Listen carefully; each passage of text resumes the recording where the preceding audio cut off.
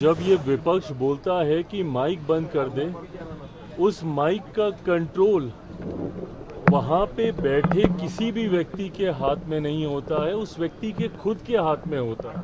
बंगाल की मुख्यमंत्री ममता बनर्जी जी एकदम से उत्तेजित होकर उस बैठक को बीच में ही छोड़कर चली गई। मुझे लगता है ये आचरण गलत है। उस बैठक में मैं भी मौजूद था और ये सरासर गलत इल्जाम है कि किसी का माइक वहां पे बंद कर दिया गया। पहली बात तो जब ये विपक्ष बोलता है कि माइक बंद कर दे, उस माइक का कंट्रोल वहां पे बैठे किसी भी व्यक्ति के हाथ में नहीं होता है, उस व्यक्ति के खुद के हाथ में होता है। ना लोकसभा में, ना राज्यसभा में, ना ऐसी किसी बैठकों में। ऐसी बैठक में माइक सामने लगा होता है, ऑन ऑफ का स्विच सामने ही होता है। तो ये बात बोलना सरासर झूठ है जब कोई ये बोलता है कि मेरा माइक बंद कर दिया गया। हाँ, हर मुख्यमंत्री को, क्योंकि समय की बाध्यता थी, ओपन एंडेड अगर डिस्कशन को रखा जाता तो संभवतः हफ्तों तक ये बैठक ही चलती रहती। ऐसे में हर मुख्यमंत्री से ये विनम्रता पूर्वक आग्रह किया गया था कि अपनी बातों को संक्षेप में एक तय समय सीमा के भीतर रखा जाए। जब वो समय सीमा पूरी हुई, सिर्फ एक रिमाइंडर के तौर पर उनको ज़रूर, जैसे तमाम मुख्यमंत्री को दोबारा से नोटिफाई किया गया कि भाई आपका समय समाप्त हो रहा है, इस तरीके से। बट उसके बाद जिस तरीके से बंगाल की मुख्यमंत्री ममता बनर्जी जी एकदम से उत्तेजित होकर उस बैठक को बीच में ही छोड़कर चली गई, मुझे लगता है ये आचरण गलत है। अगर आपको अपनी बात को रखना भी है, कोई नाराज़गी भी है, तो आप वहीं पे रखती ना, बोलती कि अभी मुझे और बोलना है, मुझे और कहना है। हम सब वहाँ पर मौजूद थे। प्रधानमंत्री जी स्वयं उनको सुनना चाहते थे, वित्त मंत्री जी स्वयं वहाँ पे मौजूद थी, वो भी चाहती थी कि भैया क्या बजट को लेकर वो अपनी बातों को रख रही हैं। बट जिस तरीके से उनका आचरण था, इससे ऐसा लगता है कि विपक्ष की पहले से ही ये सोची समझी एक रणनीति का ये हिस्सा था कि वो जाएंगी, हंगामा खड़ा करेंगी और नीति आयोग जिस मकसद के साथ हम लोग वहाँ पर बैठे थे, उसके मकसद को डाइवर्ट कर सिर्फ अपनी ओर पूरा ध्यान केंद्रित करने के उद्देश्य से ये इस तरीके की कार्रवाई की गई है। कांग्रेस के साथ 4 सीएम ने बैठक को अटेंड नहीं किया, कहा बॉयकॉट कर दिया, और उन्होंने कहा कि हमारे साथ बाकी स्टेट के साथ नाइंसाफी हुई है जिस तरीके से बजट आया है।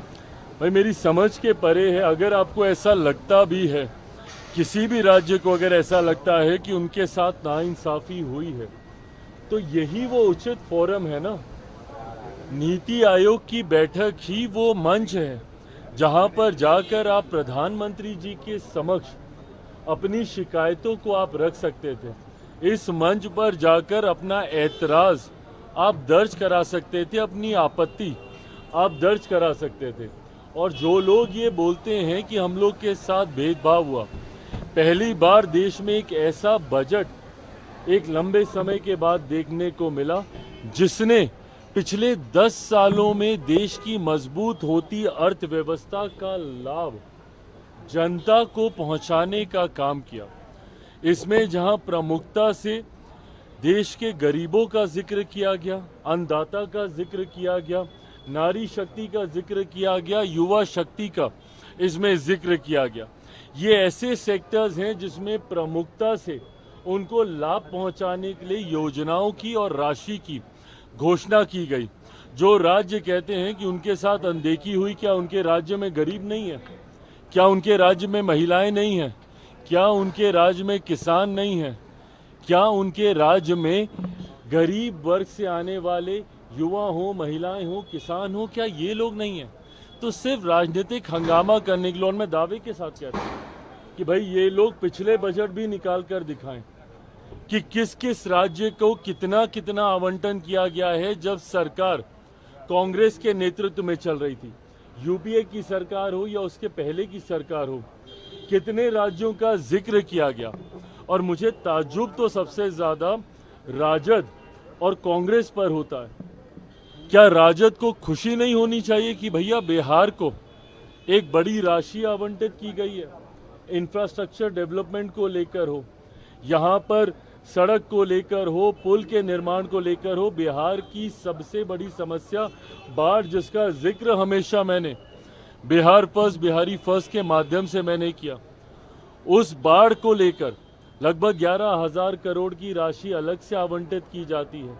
ऊर्जा को लेकर अलग से राशि आवंटित की जाती है। इंफ्रास्ट्रक्चर को लेकर राज्य में अलग से राशि आवंटित की जाती है। तो भैया, अगर बिहार जैसा राज्य, जिसके लिए लंबे समय से हम लोग भी मांग करते थे भैया कि बिहार को विशेष राज्य का दर्जा मिलना चाहिए, बट स्पेशल कैटेगरी स्टेटस जब तक नहीं मिलता है, ये मांग भी हम लोग की थी कि बिहार को एक स्पेशल पैकेज मिलना चाहिए। आज मैं धन्यवाद करूंगा माननीय वित्त मंत्री जी का, और विशेष तौर पर मैं धन्यवाद करूंगा मेरे प्रधानमंत्री आदरणीय नरेंद्र मोदी जी का। मैं अपनी तरफ से, अपनी पार्टी लोक जनशक्ति पार्टी रामविलास की तरफ से प्रधानमंत्री जी और वित्त मंत्री जी का धन्यवाद करूंगा कि एक लंबे समय से जो बिहार और बिहारियों की मांग थी, उस मांग को सुना गया है, उस मांग को पूरा किया गया है। अगर इस पर भी अगर राजद और कांग्रेस को अगर ऐतराज है, तो ये वही लोग हैं जो कतई बिहार का विकास नहीं चाहते हैं।